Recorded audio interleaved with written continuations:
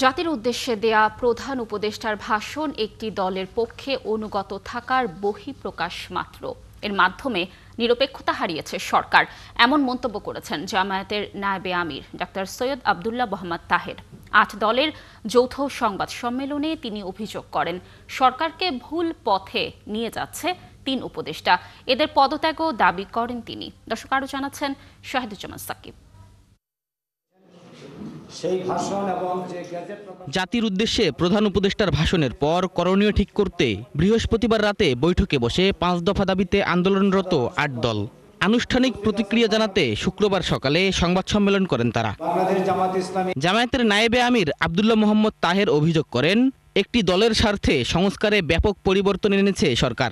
বিভিন্ন সময়ে তাদের আচরণে একটি দলের দাবিকে অধিকতর গুরুত্ব দেওয়ার যে প্রবণতা, সবটা মিলেই আজকে জাতির কাছে এটা প্রতিমান হয় যে এই সরকার এখন আর নিরপেক্ষ সরকার নয়। এই সরকার একটি দলের প্রতি অনুগত অথবা একটি দলের প্রতি দলকে ক্ষমতা আনার জন্যে যেন একটি নির্বাচন আয়োজনের জন্যেই তাদের প্রচেষ্টা আছে বলে আমরা মনে করি। গণভোটে 4টি বিষয় যুক্ত করা প্রচলিত পদ্ধতি নয় বলেও দাবি করেন ডাক্তার তাহের। সরকার বিএনপির নোট অফ ডিসেন্টকে অ্যাকোমোডেট করার জন্য 4টা ভাগ করে হানা ভোটের জন্য সেই মতামতটাকে তারা ডিভাইড করছেন, যেটা সুস্পষ্টভাবে একটি অপ্রচলিত এবং আইনের বিপরীতে, ন্যায় প্রতিষ্ঠার বিপরীতে একটি বিশেষ দলকে অ্যাকোমোডেট করার জন্যই এই ফ্র্যাকশনাল বা 4টা ভাগে ভাগ করে হানা ভোটের জন্য দেওয়া হয়েছে, যেটা একদিকে জটিল, অন্যদিকে একটি দলকে অন্যায়ভাবে অ্যাকোমোডেট করার একটা সুযোগ এখানে করে দিয়েছে। 3 উপদেষ্টা সরকারকে ভুল বুঝিয়ে নির্বাচন বানচালের ষড়যন্ত্র করছে বলেও অভিযোগ করেন তিনি। আজকের প্রধান উপদেষ্টাকে নানাভাবে বিভ্রান্ত করছে 3 জন উপদেষ্টা, এবং তারা ভুল তথ্য দিয়ে নানাভাবে বুঝিয়ে একটি দলের হয়ে কাজ করে সরকারকে একটি সুষ্ঠু নির্বাচন যাতে হতে না পারে সেদিকে নিয়ে যাওয়ার জন্য একটি সুকৌশলে অপচেষ্টা চালিয়ে যাচ্ছে। যারা ওনাকে মিসগাইড করতেছে, আমরা তাদের অপসারণ দাবি করছি। কোনো দলের স্বার্থে সংস্কার করা সরকারের কাজ নয় বলেও মন্তব্য করেন জামায়াতের এ নেতা। কোনো দলের সাথে ব্যালেন্স করা কিন্তু তার কোনো কাজ না, এটা দায়িত্ব না। শাহিদুজ্জামান সাকিব, ৭১, ঢাকা। গণভোটের মধ্য দিয়ে সংবিধান সংশোধন ও আইন করা সম্ভব নয়, প্রয়োজন নির্বাচিত সংসদ। শুক্রবার এমন মন্তব্য করেছেন বিএনপি নেতা সালাউদ্দিন আহমদ। তিনি আরও বলেন, জুলাই সনদের আরোপিত কোনো বিষয় মানতে বাধ্য নন তারা। এদিকে একটি দল ধর্মের নামে নারী ঘরে রাখতে চায় বলেও অভিযোগ করেন সালাউদ্দিন আহমদ। মাহিলা ইসলাম জানাচ্ছেন বিস্তারিত। চলমান নারীর প্রতি সহিংসতা ও নির্যাতনের প্রতিবাদে শাহবাগে জাতীয় নারী ও শিশু অধিকার ফোরামের সমাবেশ, যেখানে বিভিন্ন পেশার নারীরা তুলে ধরেন তাদের হেনস্থার কথা, প্রতিবাদ জানান নির্যাতনের। একটা ভয়ঙ্কর রকম বিশাল শক্তি যেটা আমাদেরকে দমিয়ে রাখতে চায়, আমাদেরকে কর্মদক্ষতার সেই জায়গায় পৌঁছতে দিতে চায় না।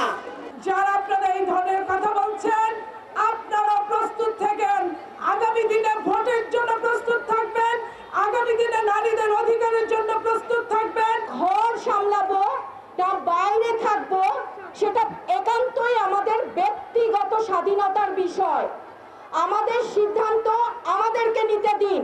বিএনপি নেতারা বলেন, ধর্মের নামে নারীদের বিভ্রান্ত করা হচ্ছে। একটি দল নারীদের ঘরে রাখতে চায়। নারীর কর্মঘণ্টা আমাদের 5 ঘন্টার কথা কোনো একটি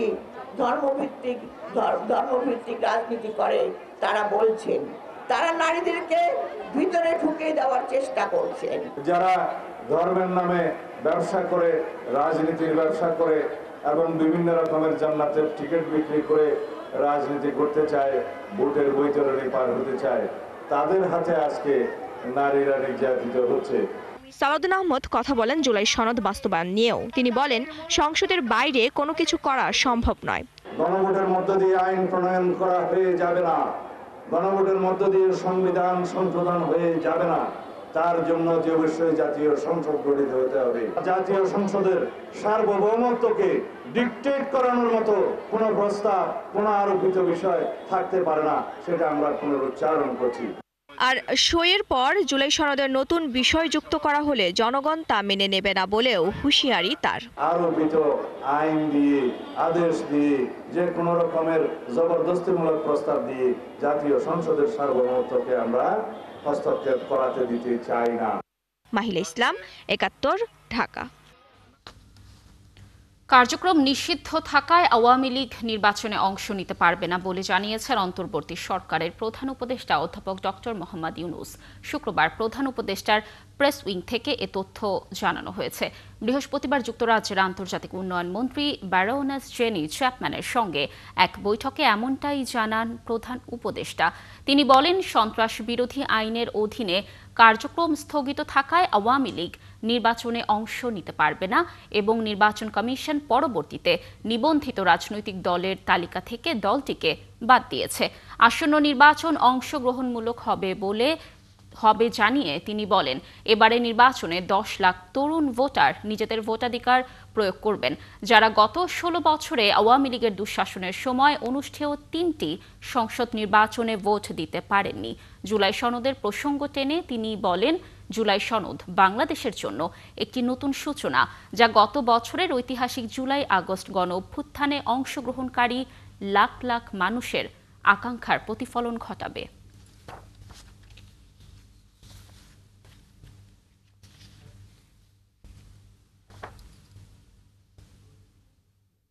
দশজন শিক্ষক নেতাকে বিএনপি থেকে জাতীয় সংসদ সদস্য পদে মনোনয়ন দেওয়ার দাবিতে মানববন্ধন করছে শিক্ষক কর্মচারী ঐক্যজোট।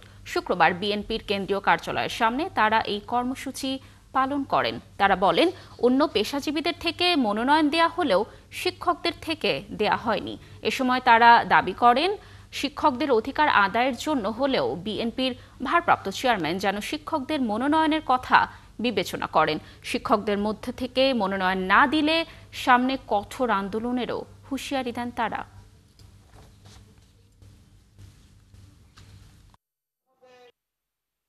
আমাদের একটাই মাত্র দাবি, শিক্ষকদেরকে 5% জাতীয় সংসদে যাওয়ার জন্য আমরা জোর দাবি জানাচ্ছি। আমাদের হৃদয়ের স্পন্দন অধ্যক্ষ সেলিম ভাই স্যারকে কুমিল্লা 2 থেকে নমিনেশন দেওয়ার জন্য জোর দাবি জানাচ্ছি আমাদের বিএনপি ভারপ্রাপ্ত মাননীয় চেয়ারম্যানের কাছ থেকে। শিক্ষক নেতা অধ্যক্ষ সেলিম ভুঁইয়া সহ অন্যান্য শিক্ষক নেতাদের মনোনয়ন দেওয়া না হয়, আমার মনে হয় এদেশের শিক্ষক কর্মচারী ঐক্যজোট ভবিষ্যতে কতটা সার্ভিস দিবে আমার জানা নাই, সন্দিহান তারা। এই বৈপ্লবিক পরিবর্তন শিক্ষা খাতে আনতে হলে অবশ্যই পার্লামেন্টে শিক্ষকদের একটা অংশ থাকতে হবে, তা না হলে বৈপ্লবিক পরিবর্তন শিক্ষা বিভাগে আসবে না, দেশ ধ্বংস হয়ে যাবে। নোয়াখালী 5 আসনে বিএনপির প্রাথমিক মনোনয়নপ্রাপ্ত ফখরুল ইসলামের মনোনয়ন বাতিলের দাবিতে মানববন্ধন করেছে কোম্পানীগঞ্জ উপজেলার সর্বস্তরের জনগণ। শুক্রবার বিএনপির কেন্দ্রীয় কার্যালয়ের সামনে এই কর্মসূচি পালন করেন তারা। তাদের দাবি, ফখরুল ইসলাম বিএনপির কোনো পদে না থেকেও নমিনেশন বাগিয়ে নিয়েছেন। এছাড়া তার নামে অর্থ পাচার ও আওয়ামী লীগের রাজনীতির সাথে জড়িত থাকারও অভিযোগ করেন তারা। মানববন্ধন শেষে বিক্ষোভ কর্মসূচি পালন করেন। 2009 সালে জামায়াতের কোম্পানীগঞ্জ উপজেলার চেয়ারম্যান পদপ্রার্থী ছিলেন ফখরুল ইসলাম। কোনো অতিথি নেতাকে আমরা মেনে নিতে পারবো না। অতীতে আমরা নোয়াখালী 5 আসনে অনেক অতিথি দেখেছি যারা নির্বাচন পরবর্তীতে কেউ সামনে ছিল না। নোয়াখালী 5 আসনে যাকে নমিনেশন দেওয়া হয়েছে ফখরুল ইসলাম, সে বিতর্কিত এবং সে বিএনপি পরিবারের কেউ না। তার রাজনৈতিক ব্যাকগ্রাউন্ড জামাত এবং সে বিএনপি কোনোদিন করে নাই। সেখানে বিএনপি পরিবার থেকে যেন নমিনেশন দেওয়া হয়। সে সালামের দোসর, তার সাথে বিএনপির কোনো সম্পর্ক নাই। তার পারিবারিক ব্যাকগ্রাউন্ড জানা দরকার যে সে আসলে কোথা থেকে কি করেছে। এই জন্য আমরা চাই তাকে বয়কট করা হোক। সে আমাদের নোয়াখালী 5 আসনে প্রতিনিধিত্ব করতে পারে না।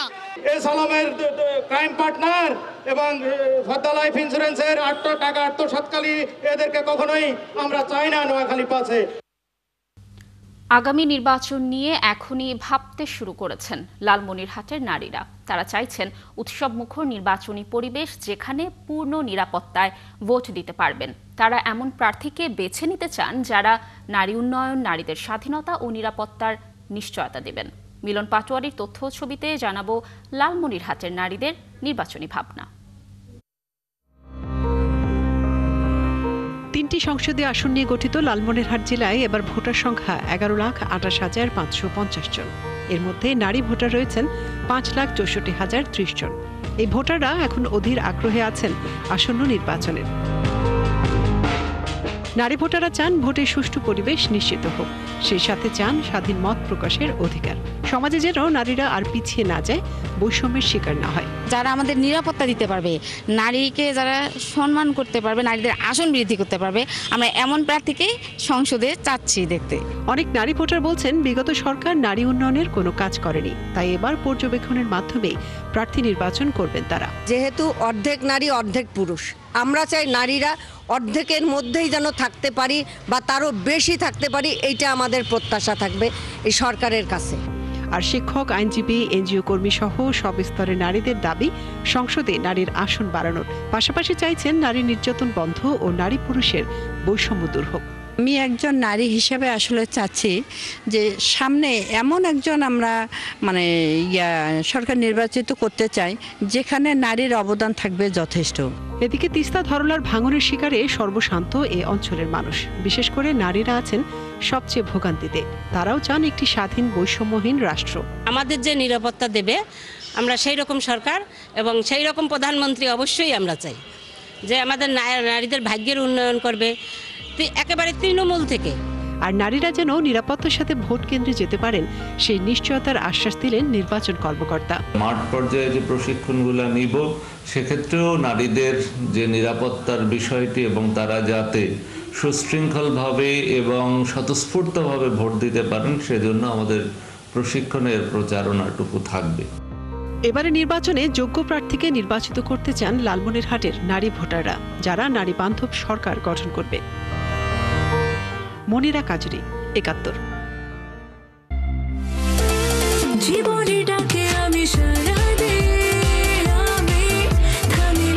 ফ্রিডম স্যানিটারি ন্যাপকিন, ফ্রিডম মানে স্বাধীনতা। মানিকগঞ্জে একটি স্কুল বাসের নাশকতার আগুনে দগ্ধ হয়েছেন ঘুমন্ত চালক। এছাড়া আশুলিয়ায় একটি পিকআপ ভ্যানে ও বরগুনায় বাসে আগুন দেওয়া হয়েছে। বরগুনার ঘটনায় ৫ জনকে গ্রেফতার করেছে পুলিশ। এদিকে পটুয়াখালীর ঝাউতলায় জুলাই স্মৃতিস্তম্ভে আগুন দিয়েছে দুর্বৃত্তরা। এসব ঘটনার পর জেলায় জেলায় বেড়েছে আইন শৃঙ্খলা বাহিনীর তৎপরতা। সহকর্মীদের তথ্য ছবিতে প্রতিবেদন। ভোরে আশুলিয়া সরকার মার্কেট এলাকায় মেড্রার গার্মেন্টসের সামনে পার্কিং করা ছিল একটি পিকআপ ভ্যান। এ সময় অজ্ঞাতনামা দুর্বৃত্তরা ওই ভ্যানে আগুন ধরিয়ে দেয়। জিরাবো মডার্ন ফায়ার সার্ভিসের একটি দল দ্রুত এসে আগুন নিয়ন্ত্রণে আনে। পিকআপ ভ্যানের মালিক জানান, 2 জন দুর্বৃত্ত মোটরসাইকেলে এসে গাড়িতে আগুন দিয়ে পালিয়ে যায়। 2টার দিকে আমি যখন যাই, তখন ওখানে পুলিশের গাড়ি দেখছি পাশেই। তো ঠিক আছে, এখানে লোকজন আছে, আর আমাদের এখানে সিকিউরিটি আছে, আরো ড্রাইভাররা ছিল। রাত্র আনুমানিক ফজরের আজানের 10 মিনিট আগে আমাকে সিকিউরিটি ফোন দেওয়া বলতেছে যে 2 জন লোক আসছিল, মোটরসাইকেল থামায় ওরা পেট্রোল দিয়ে আগুন দিয়ে আপনার গাড়িতে তুলে গেছে। মানিকগঞ্জের শিবালয়ের ফলসাটিয়া এলাকায় রাত 3টার দিকে পার্কিং করে রাখা একটি স্কুল বাসে আগুন দেয় দুর্বৃত্তরা। এ সময় বাসের মধ্যে ঘুমিয়ে থাকা চালক পারভেজ খান গুরুতর দগ্ধ হন। প্রাথমিক চিকিৎসা দিয়ে তাকে পাঠানো হয়েছে ঢাকার জাতীয় বার্ন ও প্লাস্টিক সার্জারি ইনস্টিটিউটে। হলি চাইল্ড স্কুল এন্ড কলেজের একটা বাসে আগুন লাগে, সঙ্গে সঙ্গে আমরা ঘটনাস্থলে উপস্থিত হই এবং ফায়ার ব্রিগেডকে খবর দিই। ফায়ার ব্রিগেড এসে আগুন নিয়ন্ত্রণে আগুন নিভায় এবং বাসে আপনারা ড্রাইভার উনি অগ্নিদগ্ধ হয়। তাকে ঢাকা বার্ন ইউনিটে রেফার করে নারায়ণগঞ্জ সদর হাসপাতাল। এই ব্যাপারে আমরা তদন্ত করতেছি কিভাবে গাড়িতে আগুন লাগলো, আর এই ব্যাপারে অভিযোগ প্রাপ্ত সাপেক্ষে আইনগত ব্যবস্থা গ্রহণ করা হবে। বৃহস্পতিবার রাত 12:30টার দিকে বরগুনার আমতলীর ফেরিঘাট এলাকায় থেমে থাকা একটি যাত্রীবাহী বাসে আগুন দেয় দুর্বৃত্তরা। তবে এই দুর্ঘটনায় কেউ হতাহত হয়নি। এদিকে পটুয়াখালীর ঝাউতলায় রাতে জুলাই স্মৃতিস্তম্ভে আগুন দেয় দুর্বৃত্তরা। এরই মধ্যে ঘটনাস্থল ঘুরে দেখেছেন প্রশাসনের কর্মকর্তারা। বিষয়টি তদন্ত করে ব্যবস্থা নেওয়ার আশ্বাস দিয়েছেন তারা। মনিরা কাজরি, ৭১। ব্যবসায়ী সংগঠনগুলো রাজনৈতিক দলের শাখা হিসেবে নির্দিষ্ট গোষ্ঠীর হীন স্বার্থ রক্ষা করেছে বলে মন্তব্য করেছেন তত্ত্বাবধায়ক সরকারের সাবেক উপদেষ্টা হোসেন জিল্লুর রহমান। তার মতে রাষ্ট্র পরিবর্তনে ব্যবসায়ী ও পেশাজীবীদের এক হয়ে প্রেসার গ্রুপ হিসেবে কাজ করতে হবে। সকালে রাজধানীর একটি হোটেলে ইন্ডিপেন্ডেন্ট ইউনিভার্সিটি আয়োজিত অর্থনীতি ও বাণিজ্য বিষয়ক সম্মেলনে তিনি এসব কথা বলেন। রুহুল আমিনের রিপোর্ট। শেখ হাসিনার ১.৫ দশকের কর্তৃত্ববাদী শাসনে ভঙ্গুর অবস্থায় পতিত হয় অর্থনীতি। ব্যাংক লুট, কর ফাঁকি, অর্থ পাচারে বিপর্যস্ত হয়ে পড়ে আর্থিক প্রতিষ্ঠানগুলো। মূল্যস্ফীতি, কাজের অভাব সহ নানা সমস্যায় দুর্বিষহ হয়ে ওঠে জনজীবন। কাজের অভাবে তরুণ সমাজের হতাশা জুলাই অভ্যুত্থানে বড় ভূমিকা রেখেছে বলে মনে করেন অর্থনীতিবিদ হোসেন জিল্লুর রহমান। এই সম্মেলনে তিনি প্রশ্ন তোলেন, তরুণ সমাজের সেই চাওয়া পূরণ হচ্ছে কিনা। তিনি বলেন, দারিদ্র্য বাড়ছে, কমছে কর্মসংস্থান, উল্টো পথে হাঁটছে সামাজিক সূচক। প্রথমবারের মতো আমরা দারিদ্র্য বিমোচনে উল্টো গতি দেখছি। এটা কমছে না, বরং বাড়ছে। কর্মসংস্থানও উল্টো পথে, সামাজিক সূচকও নেতিবাচক। উন্নয়নের পরের ধাপে যেতে 4 বিষয়ে জোর দেন হোসেন জিল্লুর: আধুনিক শিক্ষা ও দক্ষতা, অর্থনীতির নতুন চালক তৈরি, সুশাসন এবং রাজনৈতিক পরিবর্তন। তার মতে রাজনৈতিক পরিবর্তনে ব্যবসায়ী ও পেশাজীবীদের প্রেসার গ্রুপ হতে হবে। আমাদের ব্যবসায়ী সংগঠনগুলো প্রকৃত অর্থে ব্যবসায়ী সংগঠন নয়, বরং রাজনৈতিক দলের শাখা। তারা নির্দিষ্ট গ্রুপের হীন স্বার্থ রক্ষা করেছে। পেশাজীবী ও উদ্যোক্তাদের নতুন কোয়ালিশন করতে হবে। রাজনৈতিক দল গঠনের জন্য নয়, বরং পরিবর্তনের জন্য প্রেসার গ্রুপ হতে হবে।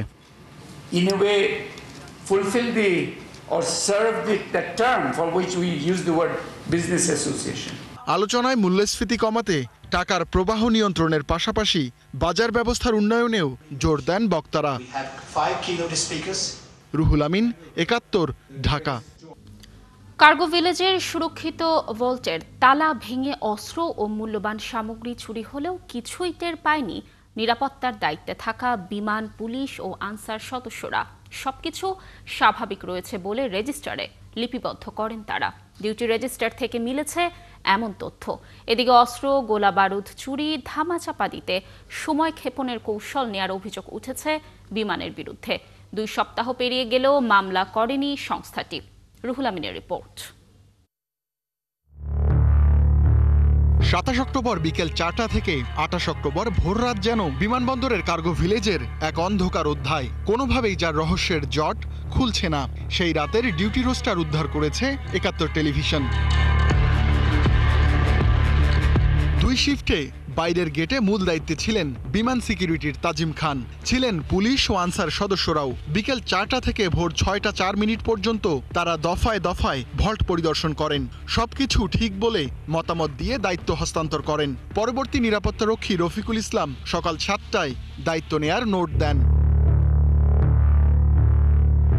বিমানবন্দর থানায় করা জিডিতে বিমান জানায় সকাল 7টা 7 মিনিটে স্ট্রং রুমের তালা হারানোর তথ্য পান এজিএম জামাল হোসেন, যিনি নিজেও রাত 9:45টায় সবকিছু ঠিক দেখেন। কাগজে কলমে নিরাপত্তারক্ষীরা লিখেছেন সব ঠিক আছে, কিন্তু বাস্তবে সিলগালা করা তালা ভেঙে চুরি হয়েছে। তাহলে কখন ঘটল এই ঘটনা? নিরাপত্তা কর্মীরা কি মিলেমিশে মিথ্যা তথ্য লিপিবদ্ধ করেছেন, নাকি ভল্ট পরিদর্শন না করে শুধু কাগজেই দায়িত্ব পালন করেছেন? একাধিক গোয়েন্দা ও তদন্তকারী সংস্থা নিরাপত্তা কর্মীদের জিজ্ঞাসাবাদ করলেও সঠিক জবাব বের করতে পারেননি।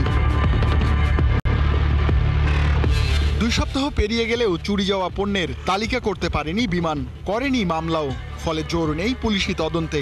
আরও কিছু সংস্থা ছায়া তদন্ত করলেও কোনো কুল কিনারা হয়নি। বিমান কার্গোর জিএমকে প্রশ্ন করা হলেও সদুত্তর মেলেনি। আমি বক্তব্য তো দিতে পারবো না, আমাদের এটা পিআর দেবে, public relation. I am not authorised to talk anything. অস্ত্র আমদানিকারক প্রতিষ্ঠান গানম্যাক্সের কর্ণধার ফয়সাল কবির। স্ট্রং ভল্টে বিপুল পরিমাণ অস্ত্র ও গোলাবারুদ ছিল এই ব্যবসায়ীর। বিমানবন্দরের আগুনের প্রায় মাস পূর্তি হতে চললেও জানতে পারেননি তার পণ্যের বর্তমান অবস্থা। বিমান আনুষ্ঠানিকভাবে কোনো তথ্য না দেয়ায় মামলাও করতে পারছেন না। অগ্রগতি নেই তার জিডিরও। আমেরিকা থেকে 16টা পিস্তল মিসিং আছে, টার্কি থেকে 20,000 গুলি মিসিং আছে, আর 18টা এয়ার রাইফেল মিসিং আছে, একটা এয়ার পিস্তল মিসিং আছে, 1,77,000 এয়ার রাইফেল এয়ার পিস্তলের গুলি মিসিং আছে।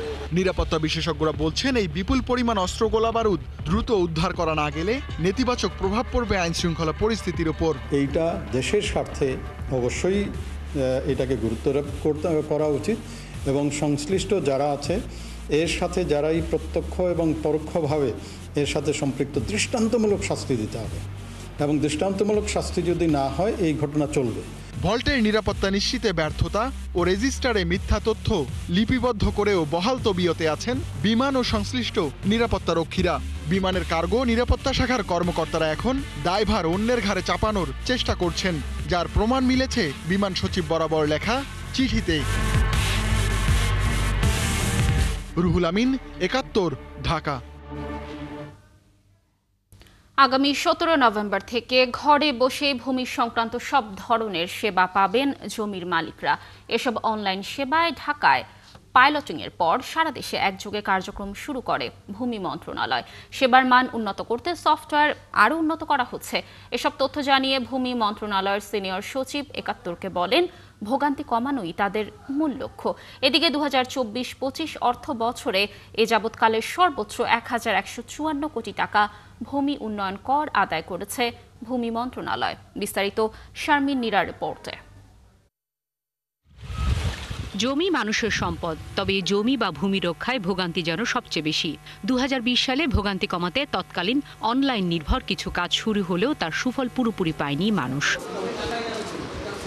অন্তর্বর্তী সরকার দায়িত্ব নেওয়ার পর গেল ডিসেম্বরে ৫ সফটওয়্যার দিয়ে পাইলটিং শুরু হয় ঢাকার ১৯টি সার্কেলে। ফলে ভূমি উন্নয়ন কর, ২০ দিনে নামজারি, জমির পর্চা সংগ্রহের মতো কাজ শুরু হয় অনলাইনেই। এতে ভূমি অফিসে না গিয়েই সেবা পাচ্ছেন ভূমি মালিকরা।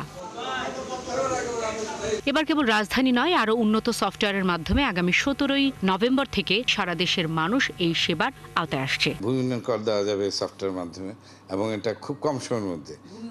হ্যাঁ, বিকাশে যেমন টাকা সেন্ড করে না ওরকম, এবং এই টাকাটাও ক্যাশলেসলি। নামজারি আগে অনেক সময় নিত।